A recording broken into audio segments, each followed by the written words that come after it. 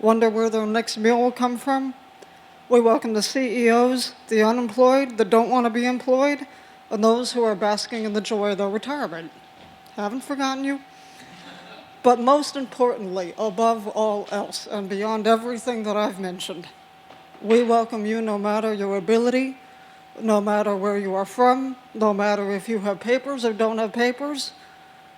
We welcome you regardless of who you are, because you are imbued with the sacred dignity in all living beings, and you are welcome here no matter what. There is no worth test, there is no litmus test.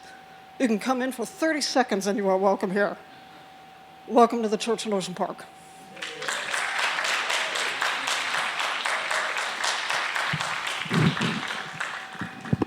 Thank you, Daria. Yes, so I'm Janet McKithen. I'm the minister here at the church in Ocean Park. And I also welcome you here. And hi. This is a very exciting afternoon, and it's going to go pretty quickly because we want you to be able to hear from all of the authors, and also we want you to be able to talk with them afterwards if you hear something that you like. The reason we have 3 authors is because you probably came for one of them, and you get to hear the other ones because we think that you should hear the other ones as well. Because all of them are amazing, I can tell you for sure.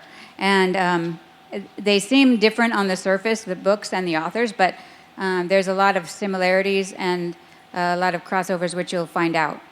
But so the way the agenda is going to go is at first they're going to share something for a brief summary for a couple of minutes, 3 minutes each, just 1, 2, 3.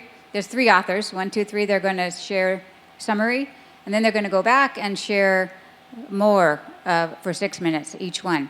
So you'll get a more in-depth look at the second time. But the first time, you can I want you to be able to see, like, who's here, like, who are these people and why are they here? But they all have, I'm very excited. So, and I was thinking, how am I going to introduce these people? But then I thought, well, most of them are on the back of their book. So this is, I'm going to, as I read their introduction, if you could go up and take a seat up there. So the first one has written a book, So What's Math Good For Anyway? How many of you have thought that yourself? What's math good for anyways? So, okay, so there's a book for you. It's written by Jean Gasca. Jean worked as a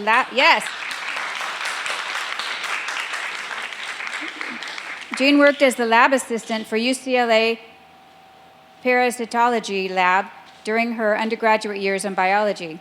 This was followed by her study of probability and statistics for her master's degree in engineering systems. She taught patterns of problem solving as a lecturer at UCLA's engineering school for several years, and then worked for an engineering consulting firm as a computer programmer. During the next 25 years, she taught math and science in 3rd through 10th grade classrooms. Since retiring from full-time teaching as a tutor, she has helped students from kindergarten through college to be more successful in and even enjoy math. Let's give her a hand.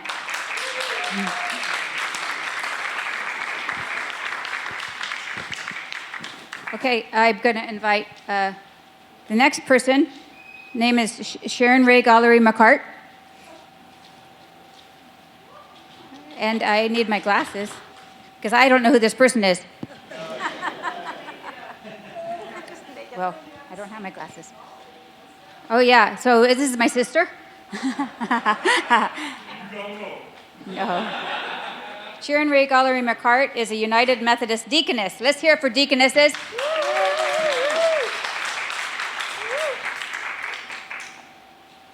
Is committed to being in solidarity with the people in the Philippines and with people with disabilities everywhere. She has an MDiv from Claremont School of Theology and a DMin to Creative Writing and Public Theology from Pittsburgh School of Theology. In 2025, she got that. Let's hear it for Sharon McCart. There's so much more I could say about each of these people. Let's welcome up Theresa Bonpane.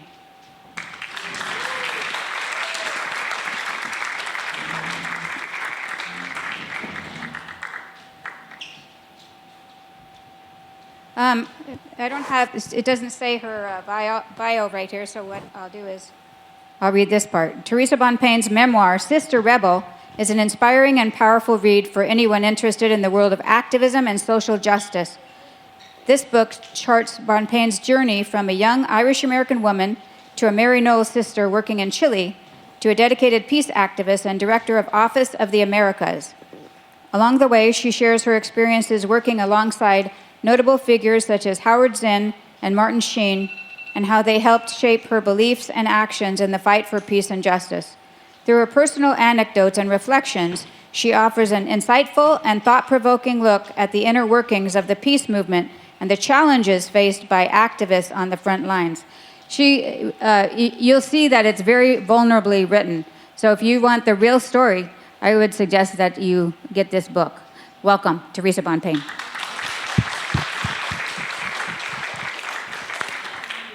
All right, so each author, you can stand up there, and it's going to be Jean, and then Theresa, and then Sharon.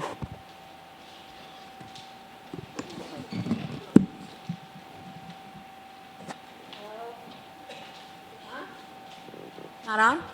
Hello? Okay. Hi, I'm Jean Gasca. Jean Dubinsky Gasca is on the front of my book because that's my maiden name, Dubinsky. It's not? Okay. Hello? Is that it? All right, that's it.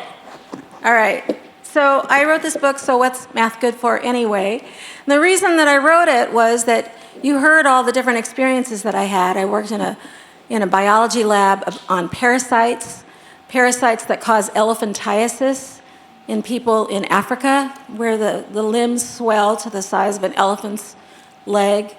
And I learned all about the scientific method and about gathering data and statistics. And then I also learned in my engineering work about using numerical methods for decision making. I had so many different stories to tell that once I started teaching math and science in 3rd through 10th grades, I just naturally started telling stories when we were doing math or science. And students listened to me more instead of just doing 15 problems at the end of the chapter. So once I retired from the classroom, I decided that I was going to write a book about how math is useful in the real world. And I thought maybe it would be easier than getting it from here by talking to people. And so I interviewed 25 people, and interestingly, half of the people in the book are from this church community. So you'll hear more about that in a few minutes. Thank you.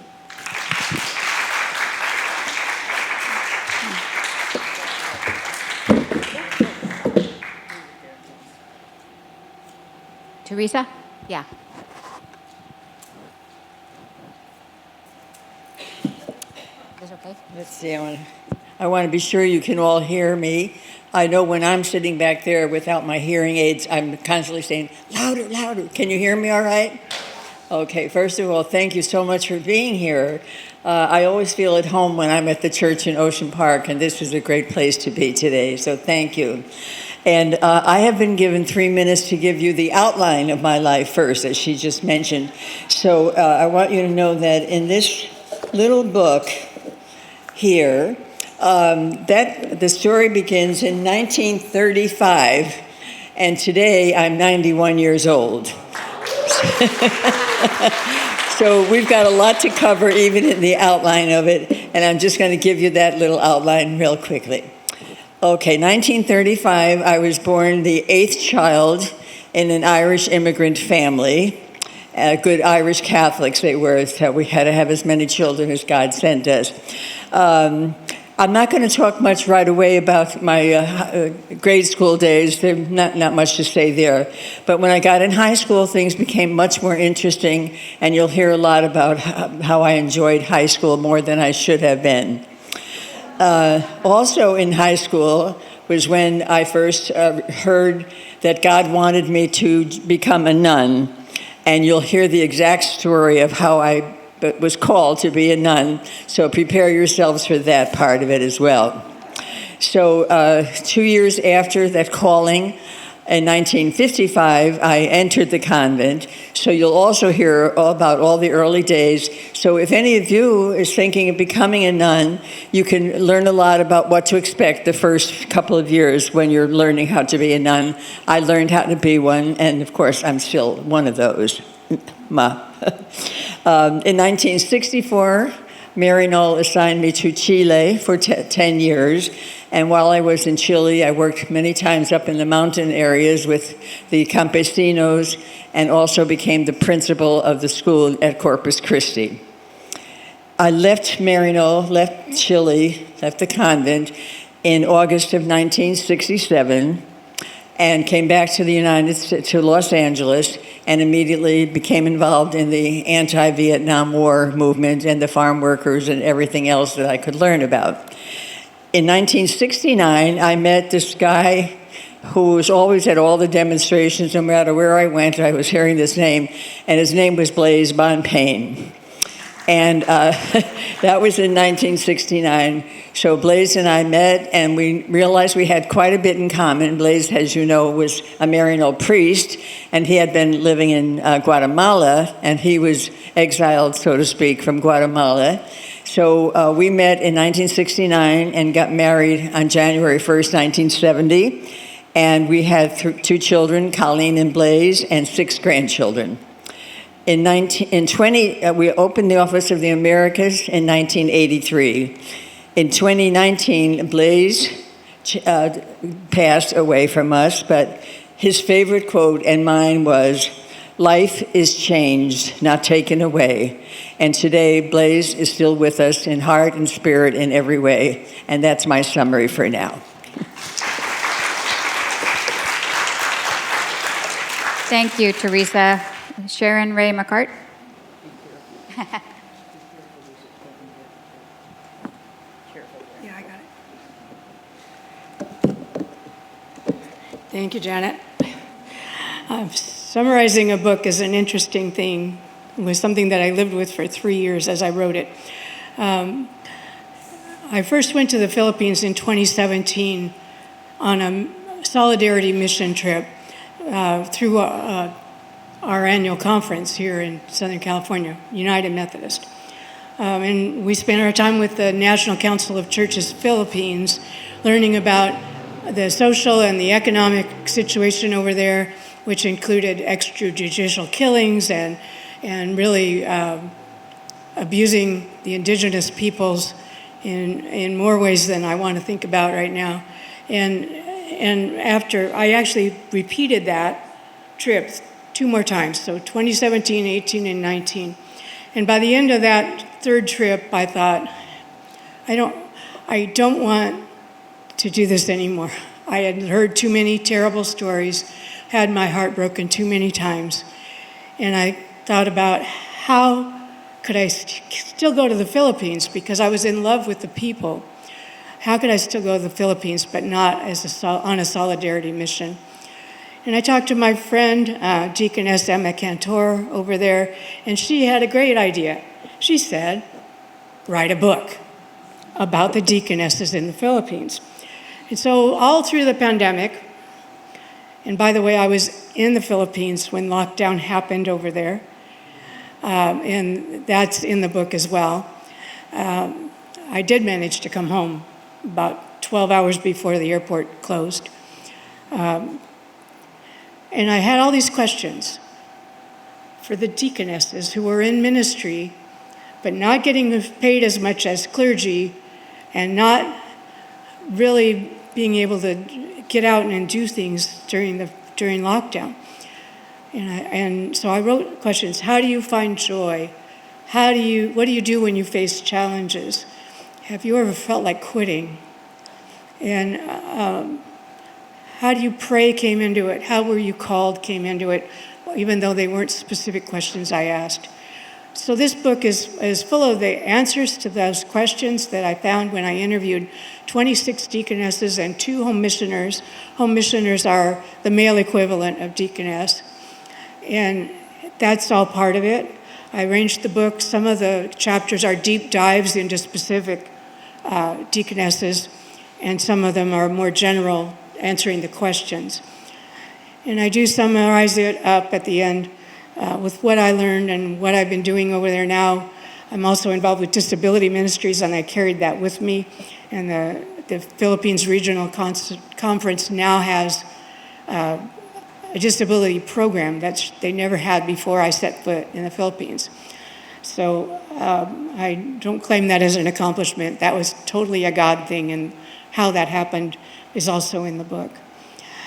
So I also learned some things about what resistance is. What it encompasses is more than what I had ever thought about it before. Solidarity, same way. I have a much deeper definition of solidarity now. So that's what's in my book.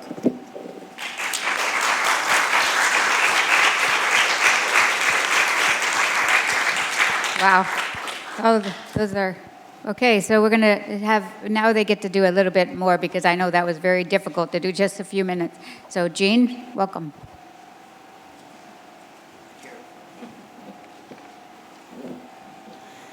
So my process was so similar to Sharon's because I interviewed people to find out what their thinking was about math in work. And what I'd like to do is call my two grandchildren who are here right now, Addie and Lucas.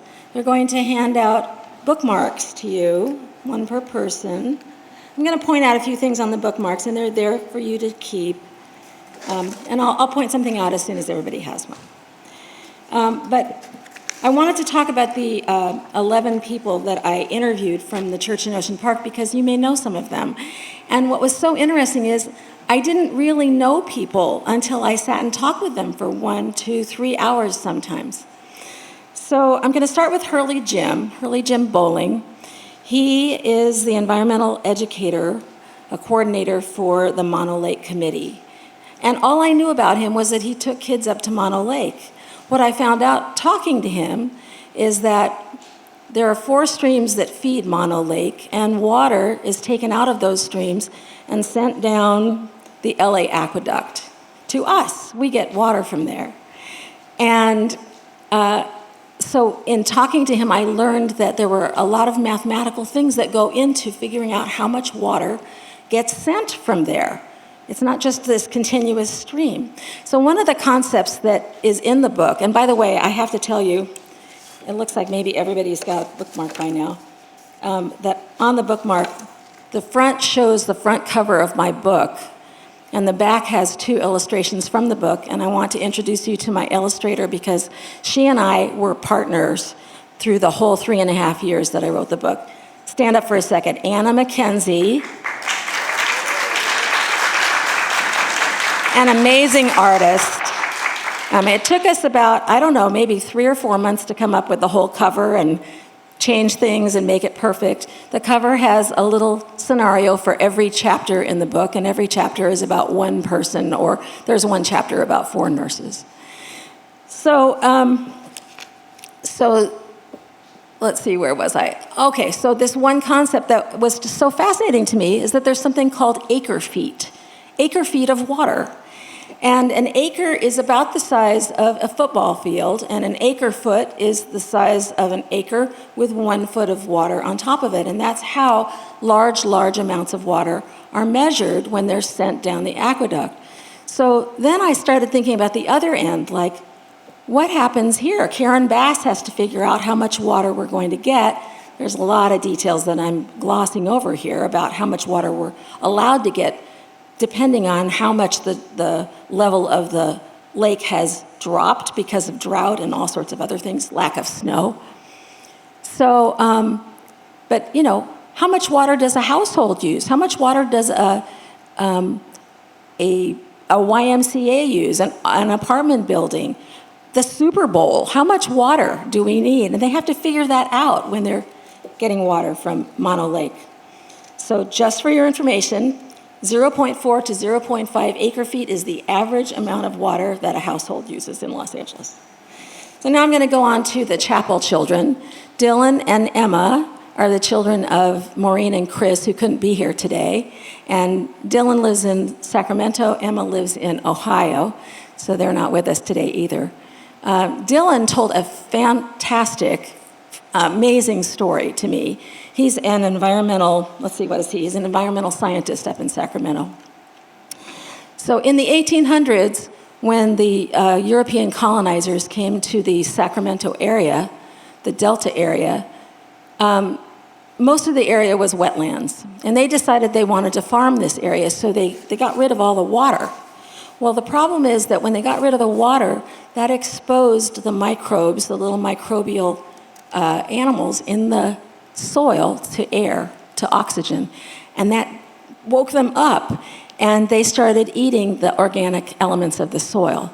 So over the next 100 years, the soil tended to drop below where it had been, sometimes to 9 meters or about 27 feet lower than it had been in 1800.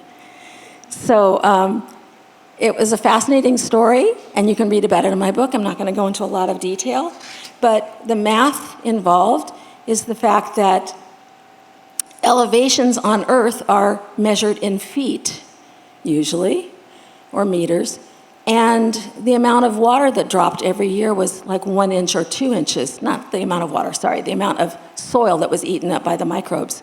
And so there's a lot of converting between feet and inches in that chapter. And so you can see that most of the math that I have in this book is middle school level, 6th grade, 7th grade, 8th grade. I kept it to that because I know that a lot of people don't go past middle school math, and to show that really middle school math is enough to get you pretty far. Emma is, let's see, she's a senior program manager for a nonprofit that trains other organizations in support of housing. So she plans training. Sometimes they're an hour long, sometimes they're 3 hours long, sometimes they're a day long, sometimes in person, sometimes on Zoom.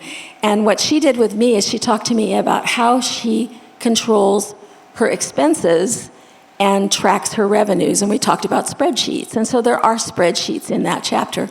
And I know some people look at symbols in math and things like spreadsheets, and they have this immediate startle reflect. I know that because I taught math for 30 years, and I had children come into the room and actually look at their math book and recoil, just seeing the symbols. And so if you buy my book, I encourage you to just kind of try and relax around those things that you recoil from, if that's one thing that happens to you, and just read the words, and because I try to explain everything. I try to explain everything so that it's accessible to everyone. Anyway, so one of the interesting things about Emma's chapter is that she has to plan for contingencies. And I never really thought about that. In a business, you have to plan for what might happen that's going to mess up your finances. Like what happened when COVID happened. She had to reschedule everything on Zoom. She had to buy masks for her whole organization for when they had meetings in person. And they had to stop buying materials, and everybody at home had to buy their own materials, like pencils and paper and all that kind of thing. But then when COVID was over, she had to go back to buying all those things. So it was an interesting thing talking about contingency planning. So then another duo of children from the church are my own, Kevin and Emily, and they're sitting right there with their Kevin's children, Addie and Lucas, gave you a bookmark, and Milo was here earlier. He's almost 2 this next week. So starting with Kevin, Kevin is a visual effects editor, and he's worked on some amazing films, and I can never remember all the names of them, but the last one was like Dune 3, was it? 2? Okay, all right. Anyway, he's worked with Adam Sandler, he's worked with Will Ferrell, so he's been a really hard worker and gotten a lot of jobs. He's never really been out of work for very long. So he's a fantastic visual effects editor. So what do visual effects editors have to know about math? So one of the things I learned from him, and we talked quite a bit because at first I really didn't understand how film works, but your eye has an image on it when you look at something for about 15 seconds. So if you look at a photograph and then close your eyes, there's still an image there for a short time. So in film, if the images overlap enough, then it looks continuous, and that's how movies are made. It looks continuous like real life, when it's actually individual pictures. So I talk in his chapter about film going to digital film, and in digital film you have little electronic receptors of light that when the shutter opens, the picture goes in. It's really complicated. Just read my book. Anyway, each of those little points is called a pixel in the picture. And on the average, there are, let me see if I can remember this, 1,920 times 1,080 pixels in a frame of film.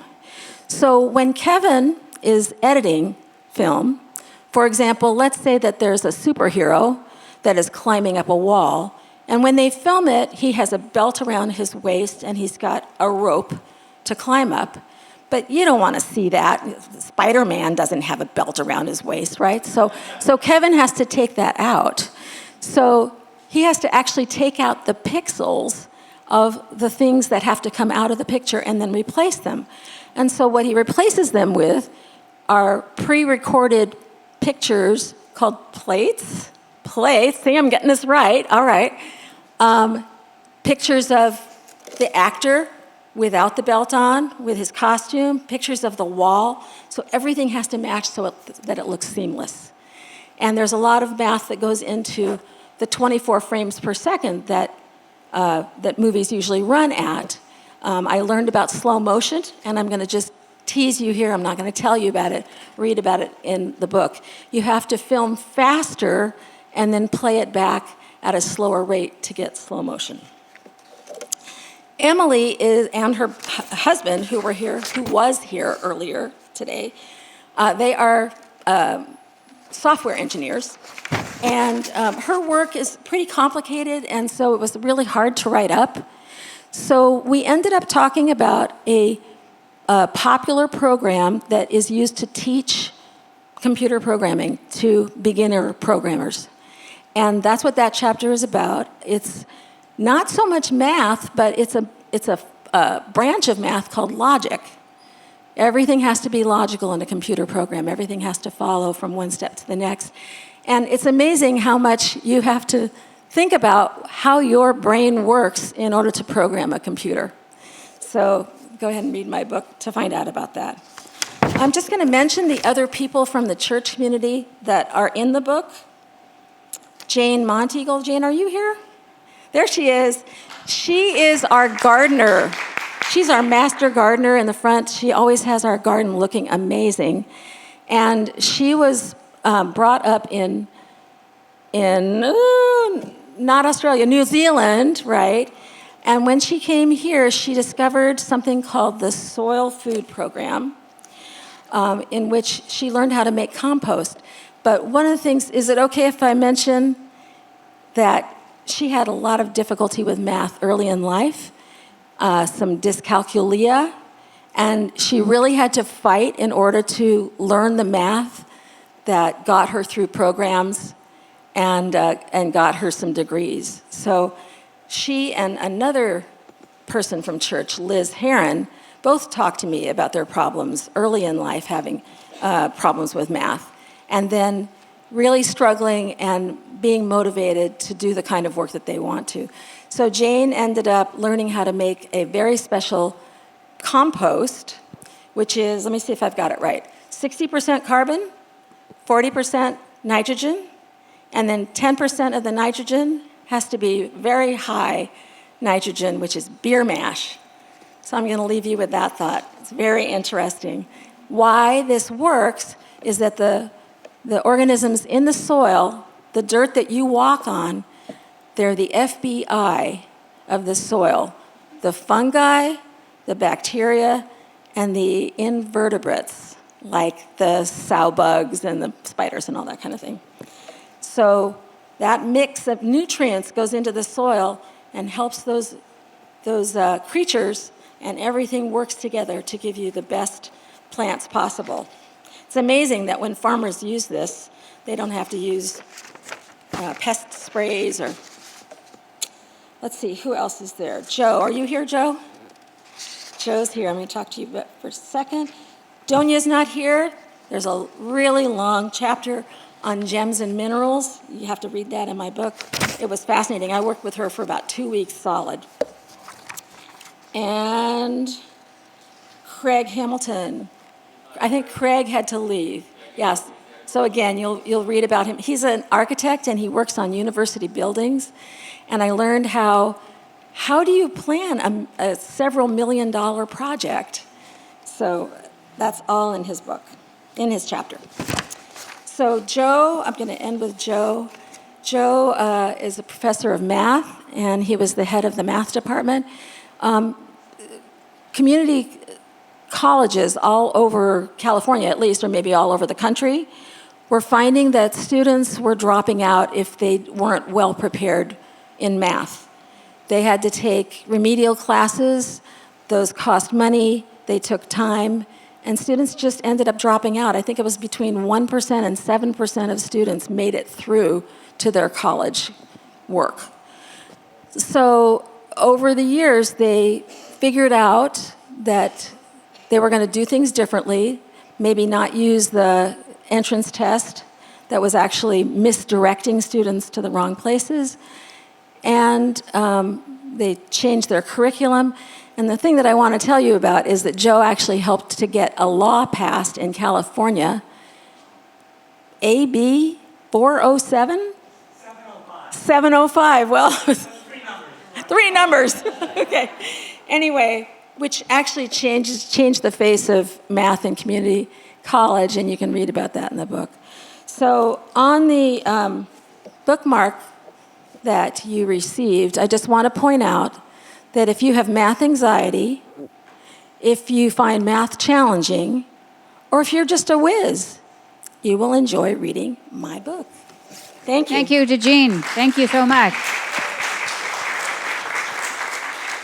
And as Theresa Bonpane will come back up, but I just want to say there are 3 seats in the front if anybody would like to come to the front. Okay, welcome Theresa Bonpane.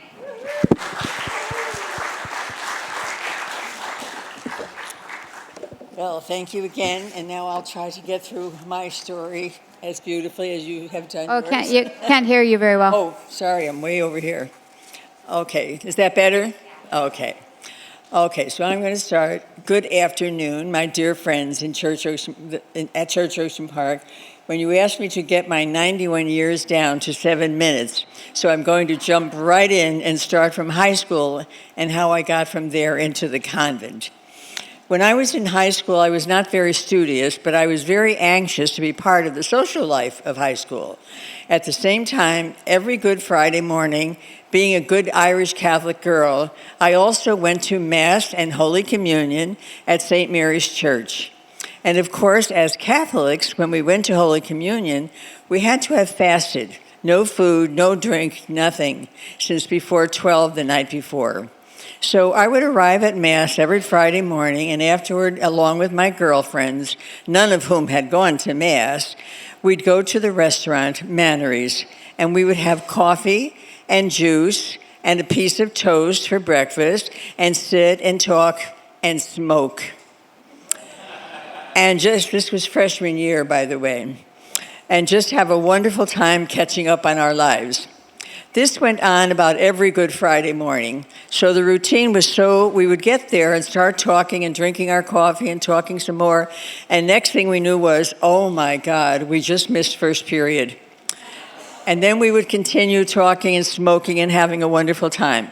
And then the next time we looked at it was, oh my God, it's 11 o'clock. Father McQueen will kill us.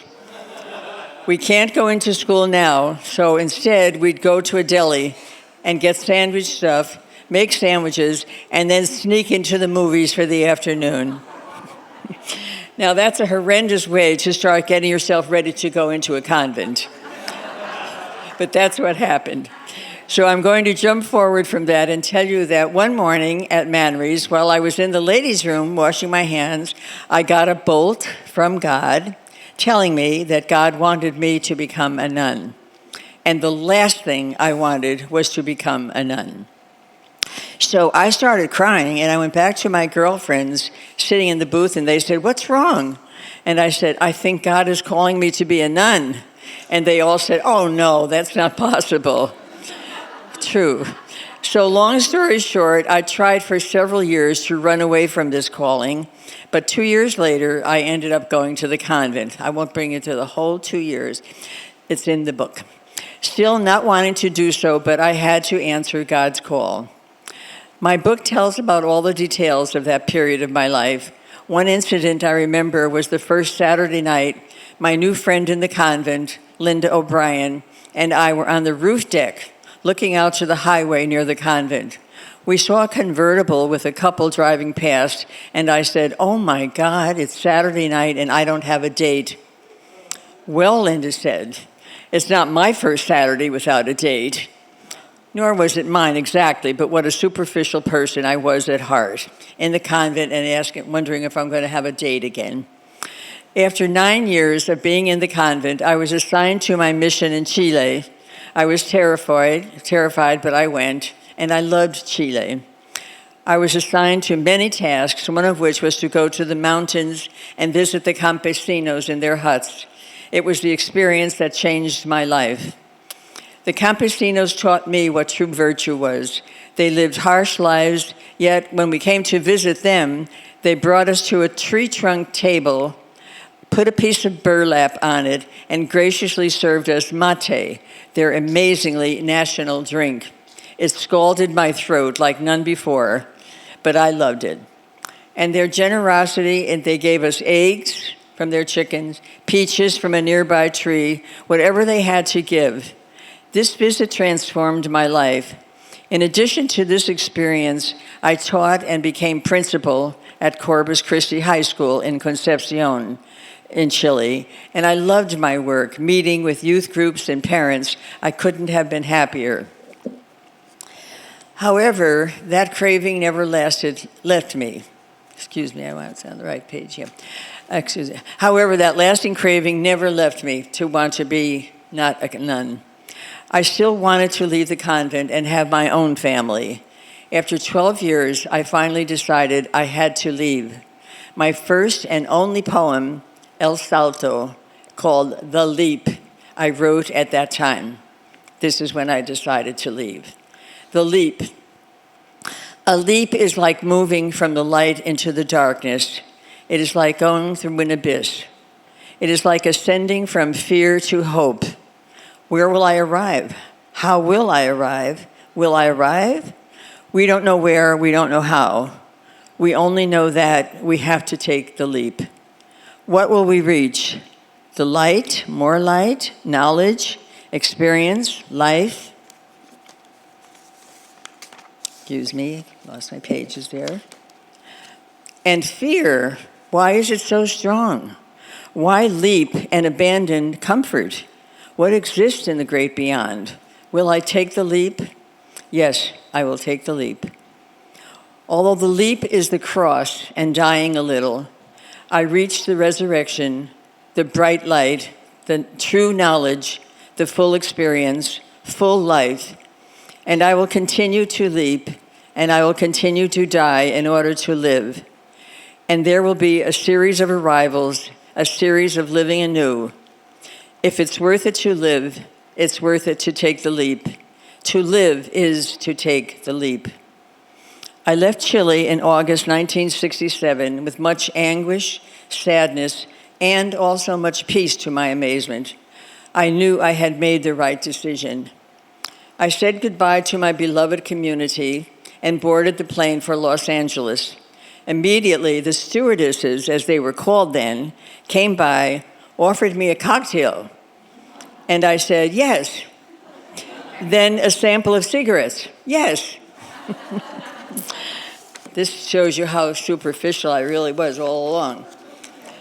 So off I flew to Los Angeles, where, among many other things, I met, fell in love with, and married Blaise Bonpane. We had 2 beautiful children, Colleen and Blaise Martin, and now I have 6 grandchildren, and at 91, am grateful for the life I've lived. And as I mentioned earlier, Blaise died in 2019, and always said, life is not over. It has just changed. And I always wanted to end with that because I have to tell you that Blaze is still very, very much present in my life every minute of every day. And I know he's still present with all of us here. And I'm just delighted. So the rest of it, it's all in the book. It's yours. Thank you. Did I stay in 7 minutes? I don't know. I think it was great. Thank you, Theresa, so much. I think you get more of that in the book, guys. Sharon McCart.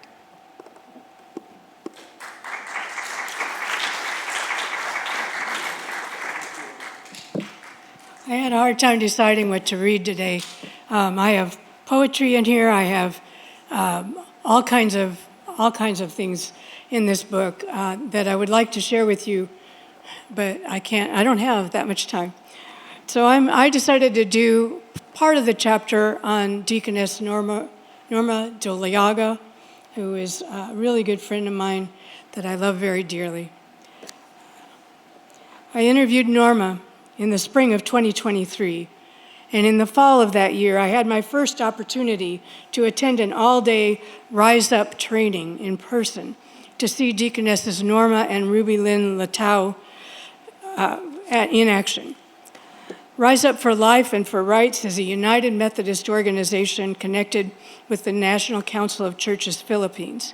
It is run with the assistance of ecumenical partners, including Sister Eleanor Yanes, ICM, and my friend at Decker House, where I usually stay, Rebecca Lawson, who started out as a Presbyterian.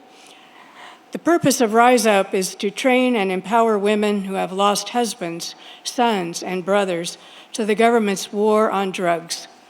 The dead are victims of extrajudicial killings, shot in the streets or on their front porches by masked men riding tandem on unmarked motorcycles at night with the headlights off. No investigations are ever completed, and no one is ever held accountable. When Ruby Lynn and Norma arrive in a community after an extrajudicial killing, the immediate needs of the grieving women for prayer and comfort are met. Then, if the women are interested, they are taught to help each other, to organize and share their stories of the injustice that took their loved ones from them. This gives the women strength and purpose. It helps them find their way through their grief. I was nearly overwhelmed by how many women attended. Just thinking of their collective pain made me emotional. Starting with breakfast and ending late in the afternoon with each woman receiving a bag of rice, their need for physical food bracketed the spiritual and emotional nourishment they received. In between, many of them followed breakfast by attending the Roman Catholic Mass in the sanctuary upstairs. After returning downstairs, they heard a reflection on the story of the walk to Emmaus, then created art that demonstrated the ways the passage was relevant to their own lives. Their work showed where they were in the process of healing. Each person shared with the entire group, telling the story of what they had drawn, some with tears, some with determination, and many of them expressing gratitude for the work of Rise Up. It was a time of healing and growth. Ruby Lynn then spoke words of healing and comfort. Norma followed that with what felt to me like a pep rally, strengthening the women for their work of supporting one another. These two are a wonderful team. Ruby Lynn being quiet and reassuring, and Norma helping others find their courage and power with exhortations punctuated by orchestrated hand claps, both grounded in deep compassion. I want to demonstrate this for just a second. I think we said carry on at the end of service this morning. So we're going to clap 3 times and we're going to say carry on. Are you ready? I want to see the hands get ready. Carry on. Carry on. Carry on. Now, don't you feel empowered and ready to go do something? That's what Norma does. Energized, the group then lined up outside, each one holding a photo of their loved one. They marched together to the columbarium of the church, where deceased church members were interred all around them. They placed their photos along the low walls and lit a candle in front of each one, spending time in prayer and finding closure. When they returned to the hall, it was time for a final word before cleaning up, receiving their rice, and leaving for home in jeepneys and vans. It had been a busy, hot day. I am grateful that I was able to see Norma and Ruby Lynn in action, glimpsing the difference they have made in the lives of so many women by helping them process loss, grief, and teaching them how to help others who had also experienced loss, helping them to heal emotionally and spiritually, and listening to them deeply with compassion and empathy. This is how deaconesses keep going in the face of challenges. They create a community that cares for one another, where they find healing while they help others to heal.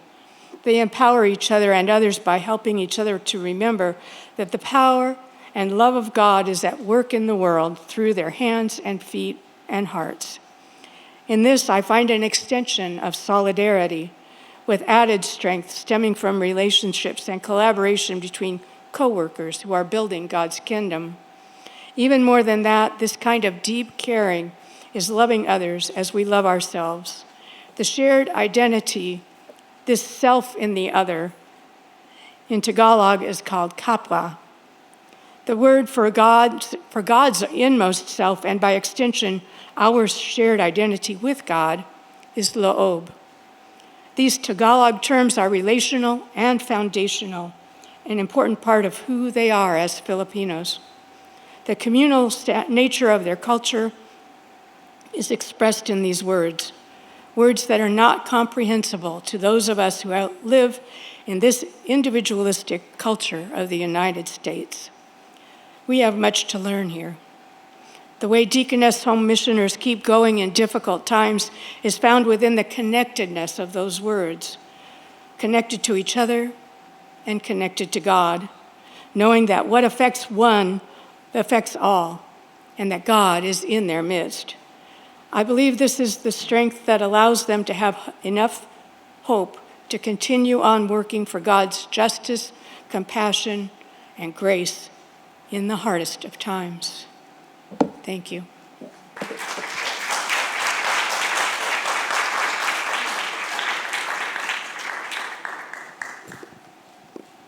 Wow. So, do you see why we had 3 of them?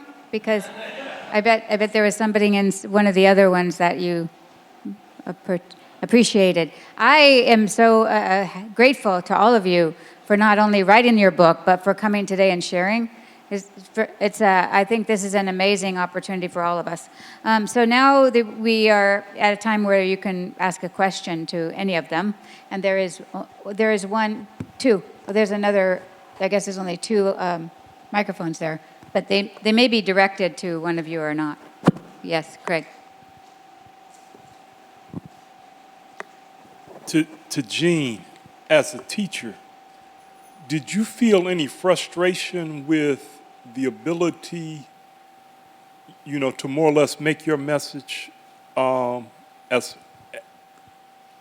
reach out to math, and just how much a role did the administration play in making you comfortable with those children? That's a really good question. I usually had to close my door and just do my own thing.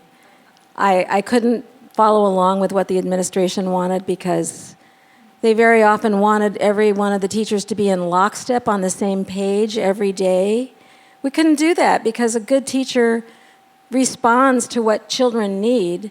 And I was in one school in downtown LA, what is it called, adjacent downtown LA, with gang members, foster kids, girls with babies, and girls who were pregnant. They came to school hungry, they came to school and just went to sleep on their desks. And when I got them going, it was such a miracle. It was wonderful. But I would have teachers come in and watch me and say, you didn't do the full 10-minute do now. And, so I ended up really having to do my own thing. And like I said, bringing in stories, I loved bringing in stories. I would comb the newspaper for, look at what's happened in LA recently, that big piece of equipment that was boiling, that was supposed to explode in Garden Grove. And thousands of people had to move out of the way. Well, that was all about physics and math, right? And so I would bring things like that into the classroom, and it got everybody to wake up and talk to each other. And then that was a reason to do math. So that was a really good question. All right. Anybody else? What is a deaconess, please? And what is a deacon? I wish I'd had time to explain that. A deaconess / home missioner, because home missioners are the men, and some women go by home missioner as well. Deaconess, home missioner we're a lay order that is consecrated to a lifetime of love, justice, and service. And Jerry, you can help me out if you need to. So in the United States, we are required to have a bachelor's degree before we start. And then we take 5 classes and some other mentoring situations before we're consecrated. And so it's not that different from being a nun, but except that we're allowed to get married.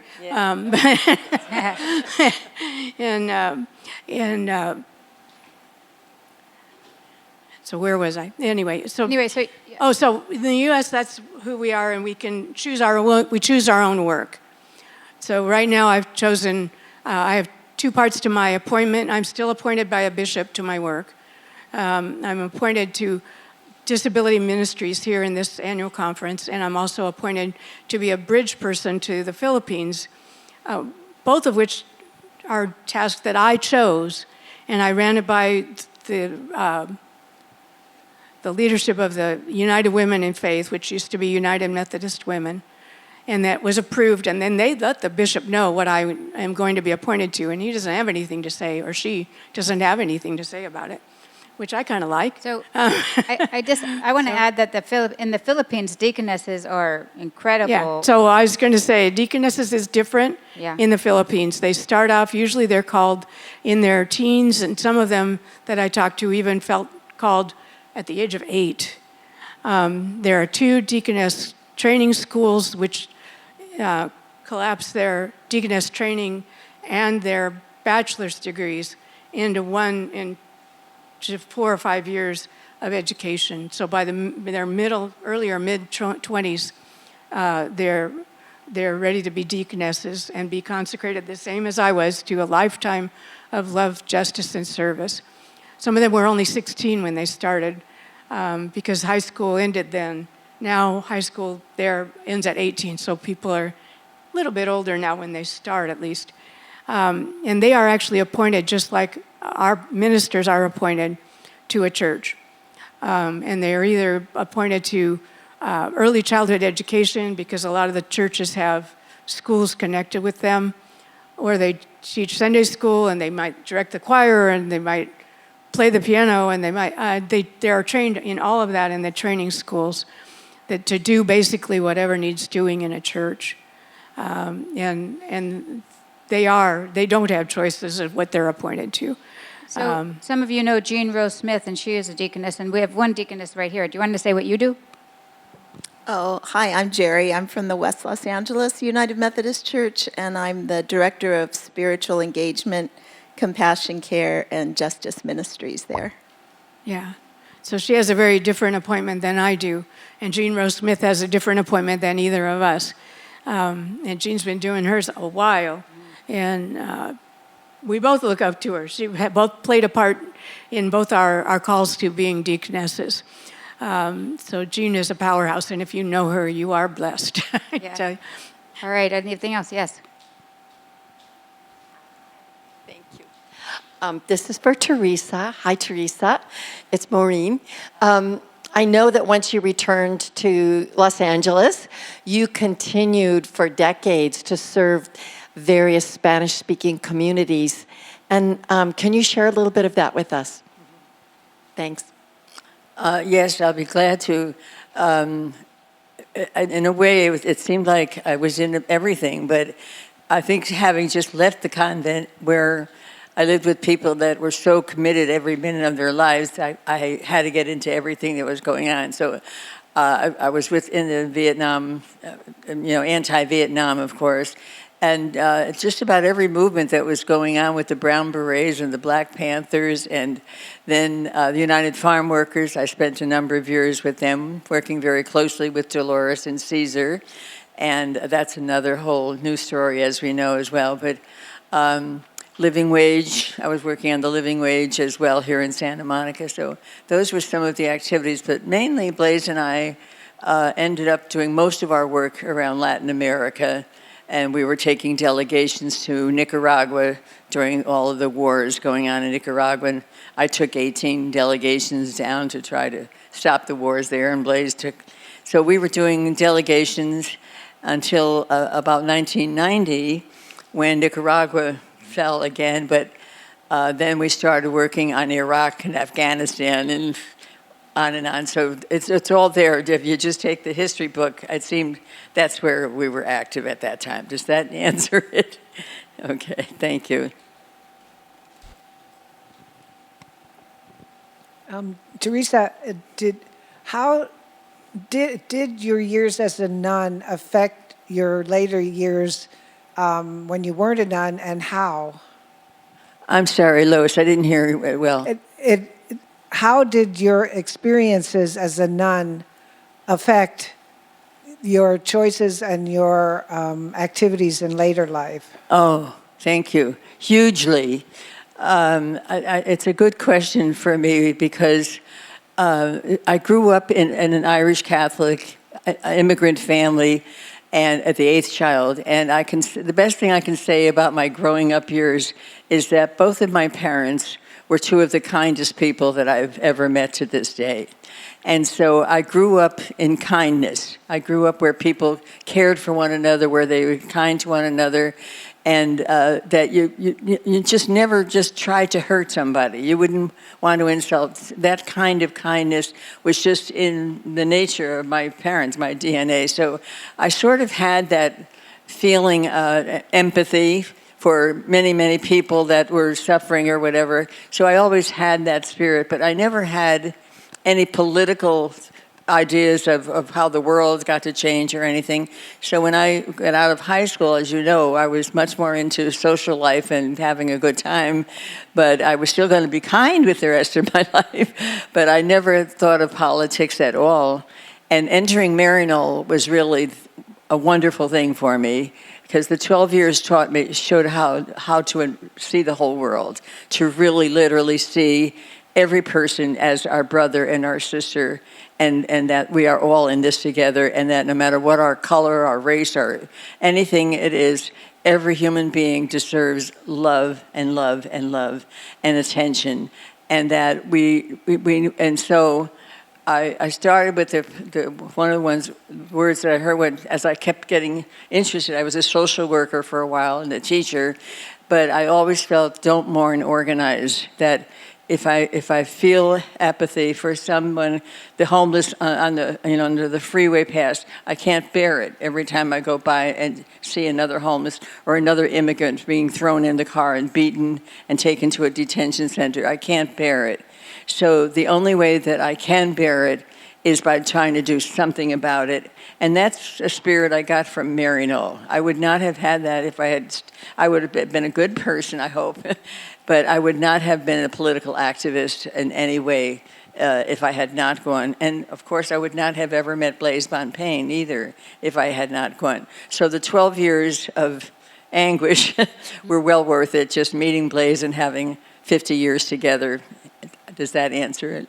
Yeah, thank you. And speaking of your years together, Blaise Bonpane Jr., I don't. That's not how you say good. it, has a question. He's online. Hi, Blaise.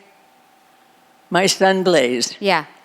Hi, Mom. Hi, Blake. Okay, you can hear me. Okay, well, thank you everybody for coming today. It's so great to be part of this community, even though I'm far away right now, and it's so great that you're able to witness and support my dear revolutionary mother and these other two amazing authors. So just thank you to the church and the whole community for making today possible. It's such a beautiful thing. Um, I do have a question, and it is for my mother, because I and I've asked it before, and maybe I'll never stop asking it. But when when you left the church, I know that you left, like you said, to I mean when you left Chile, when you left the church in that way at that time, you said you wanted a family of your own. You wanted to see a child like me or two. Um, but to what extent did you also leave because you felt constrained by the church in pursuing working for the poor? Like you wanted to work for the poor even after you left. You wanted to work for the poor, and you did, like Jesus did. But was your leaving partly from feeling constrained by the church? Another way of asking that would be if you um, um, I wrote it down in the chat, but no, I lost it. Um, well, we'll just leave it at that. Thank you. Thank you, Blaise. Wow, that was a long question. I think Sorry. the short answer, Blaise Martin, is that when I left the convent, I still thought of myself as a Catholic, and I still lived as a Catholic person. And as soon as I left, I became a social worker in East Los Angeles, and I had a total Latino community because I had just come from Latin America. I had Mexicans and Cubans. And as I visited all the homes in East Los Angeles and saw the poverty, the overwhelming poverty in East Los Angeles, and I thought I had seen poverty in Chile, but it was right here in East Los Angeles. And so I was still going to Mass every Sunday and still being a Catholic, but I became, when I was talking with some of the parents, there was one mother in particular who had 8 children, and when I went to visit her, she was very mournful, and I said, "What's wrong?" And she said, "Well, I think I'm pregnant, and I can't, my doctor told me that if I have another child, that I will die." She said, "I'm totally," she used the word gastada, totally spent. My life, my body is spent, and I will not live, and probably the child wouldn't either. But I can't get an abortion because it's a mortal sin, and I'll go to hell for all eternity. And somehow when I came out, and there were many that were very similar to that, where hell and mortal sin and hell was overwhelmingly the theology. The new pope calls it the pelvic theology. I don't know, which I think is interesting. Leo XIV is coming out with. He's changing a lot of it. But that day, I decided I could not go along with what the Pope, what the church was doing. And so it was not God, it was the church that I was very angry at. And how dare this Pope come out with an encyclical and tell people what they have to do or go to hell and for all eternity. So that started making me realize also that the church people that I was involved with there were doing very little for anybody except just surviving themselves, and the priests were not really that active and so on. So I just gave up and thought, I want to dedicate my life to the poor, what the Bible says and how. So that's when I decided. So I became an agnostic for 30 years, and it was mostly the church that I was just so mad at, but That's how I changed from one to the other. Right. And so Maryknoll was definitely a good experience for me in the long run. Right. Thank you so much, Theresa. We have 2 more questions back here. We have 3 questions, and I think we're done. This message is for all 3 of you. What message did you want the readers to walk away with after reading your book? After reading your book, she wants everyone to just respond. I'm sorry, I didn't hear the whole question. My hearing. What do you is- want the reader to come away with after reading your book? And just say briefly each person. Okay. I'll be glad to start since I've just been talking anyway, but for myself, just a sense of hope, a sense of knowing that even today when I don't think the world is in a worse place than it is today ever, and it's so depressing and so terrible, I also have so much hope in the fact that, for example, 8 million people came out in one Sunday for No King's Day. The fact that the pushback movement, the indivisible movement, and mainly a lot of the young organizations today are doing organizing like I have never seen in my 90 years. And I've been an organizer, as you know, my whole 50-some years. I have never seen good organizing like I'm seeing today. And Indivisible is one of the groups that is conjunction with all the other groups. And the real focus is that they are working on social justice. That is the real, that's what religion should be about. Love one another as I have loved you.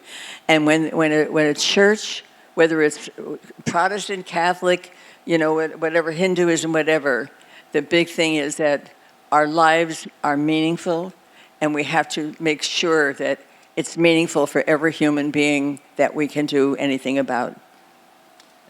That's what I would hope. Thank you, Jean. And have hope that we can do it. Have hope in the movement. How about you, Jean? I would like readers to feel like even if they did not have good math teachers, I find that as a tutor, I have kids who at some point, 3rd grade or 4th grade, they had a terrible experience or maybe all the way through, and that was it for them. And they just look at me and say, I dare you to teach me something, because just looking at the page makes them have a stomach ache. So I would like to send the message that no matter what your experience has been with math, that you can read stories, and the stories will provide the context for you for why math is used. The math is not the whole thing. The story is the thing. The math is the tool that helps you solve the problems in the story. And so that's how I hope people will read my book. Even if they have to skip the equations, it's fine. Thank you. Sharon? Oh, you've gone. Yeah, I think there are a couple of things that I hope people take away from my book. And the main one is that you really can learn a lot when you travel. But it also is necessary to actually get to know people and develop relationships to learn as much as you could learn. So that's, and then in general, more just the differences in theology kind of between here and the Philippines, and also what deaconesses do and how they are in the Philippines compared to here. I really wrote for an American audience, but the people in the Philippines are buying it, so I'm not going to complain. But it really is how much we can learn from each other if we pay attention. Thank you. I do want to just mention that there are some people here that are doing some great organizing work. Do you want to say anything about what you're doing? Yeah. Thank you, Janet, for inviting. Hi, everyone. My name is Viva. I am a member of this community. Haven't been in a minute, but I'm glad to see everyone here. I organize with Migrante San Fernando Valley, an organization of Filipino migrants who are fighting for each other, for ourselves, against labor trafficking, against the detention, and also the corruption, and what Sharon was talking about in the Philippines. And I just want to start off, actually, you give me the mic, thanking all of you. Like what Sharon said, I learned so many, and I want to talk to each one of you about your books and the lives you've led and the service to the people that you've all had in different ways. So just thank you for the opportunity and thank you for inviting us. Currently, something I do want to bring light on, something that was on my mind as you guys were sharing was about the water, about the numbers, about the people we serve.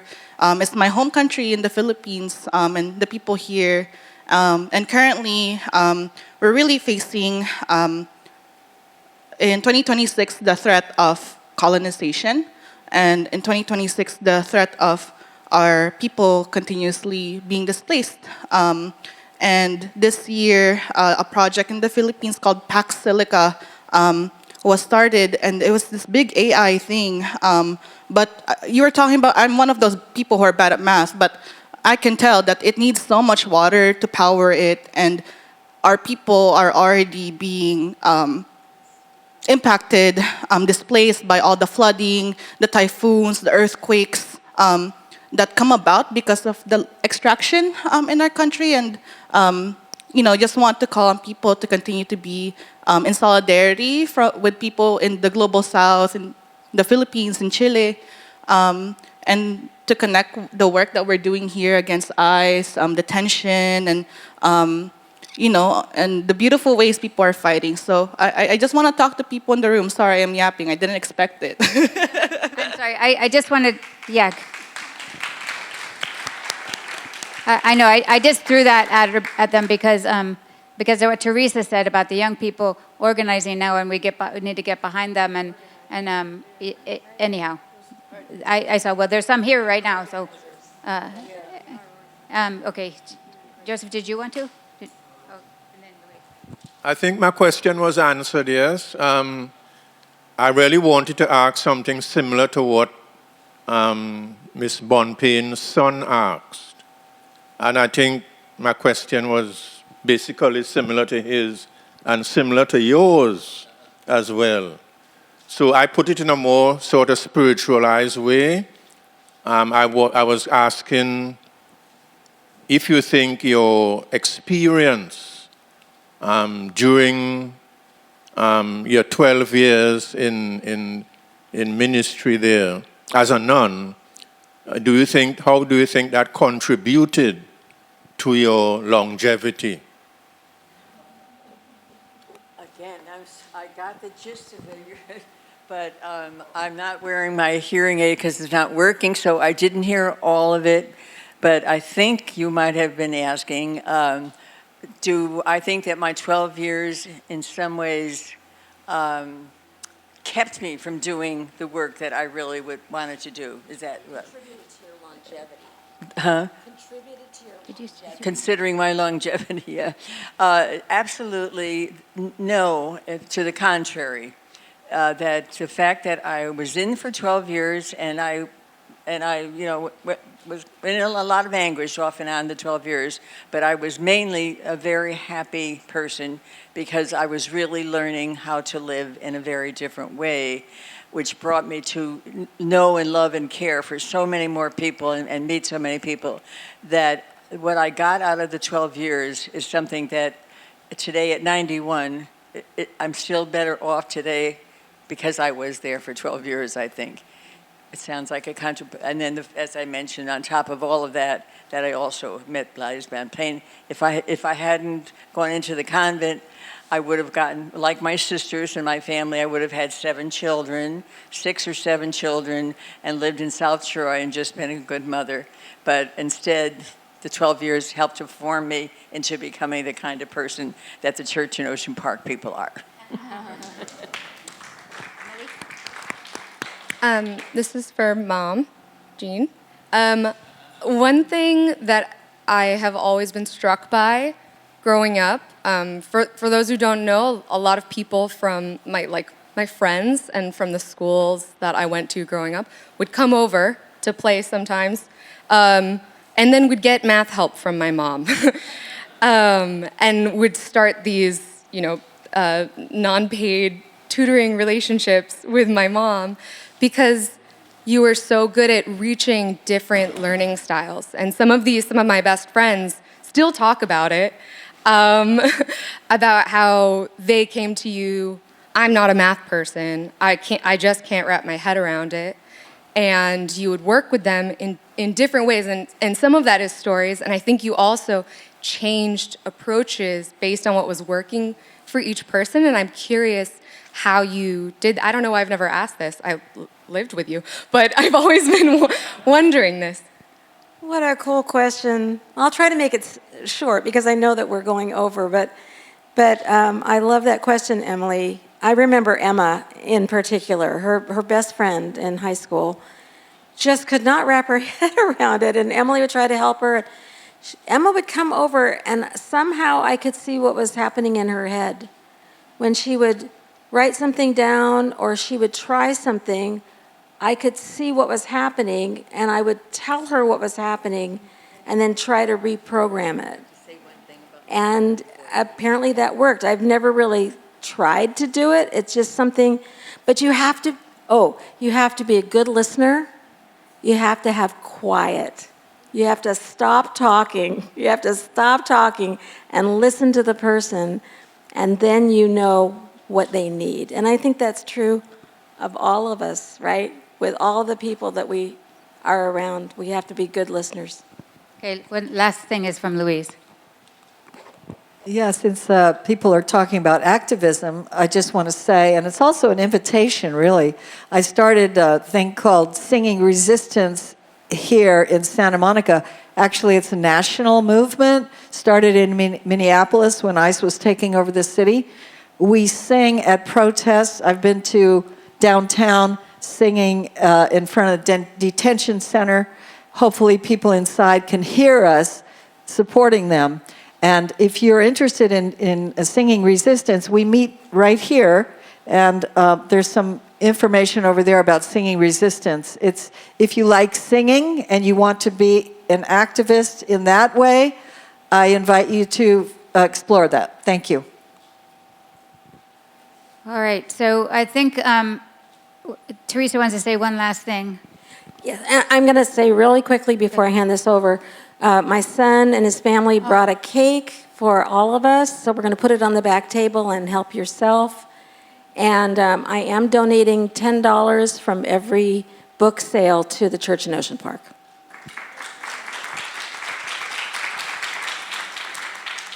And I wanted to mention regarding my book also that the publisher has many copies of it. I only have a few here today, but there is a flyer, a yellow flyer, that if you wanted to buy the book, you can just, use that flyer and buy it for another time. And I'll be glad to autograph any books now or in the future if you'd like to read more. Thank you so much. Thank you. Let's give them a hand, all the three authors.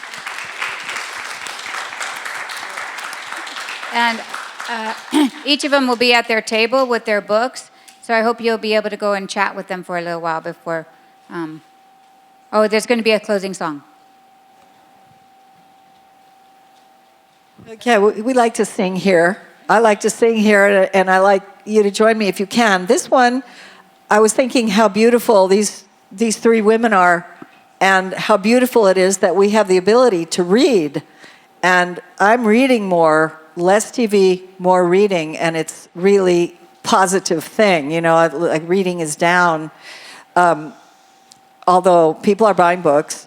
But so this song, it's called "In Beauty It's Begun," and so I'm going to give you the hand movements to show you how this song goes. So if I say below me, above me, before me, behind me, around me, and within me.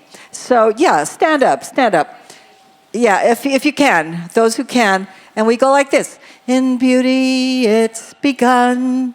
In beauty it's begun. Two more times. In beauty it's begun. In beauty it's begun. Now we go. It's beautiful to the left of me. It's beautiful to the right of me. It's beautiful below me. It's beautiful above me. Beautiful around me, beautiful before me, it's beautiful behind me, did it wrong. Beautiful inside of me, in beauty it's begun. In beauty it's begun. I gotta do it again. It's beautiful to the left of me, beautiful to the right of me. It's beautiful below me. It's beautiful above me. It's beautiful before me. It's beautiful behind me. It's beautiful around me. It's beautiful inside of me. In beauty it's begun. In beauty it's begun. In beauty it's begun. In beauty it's begun. Keep reading, everybody. All right, go get a book, everybody.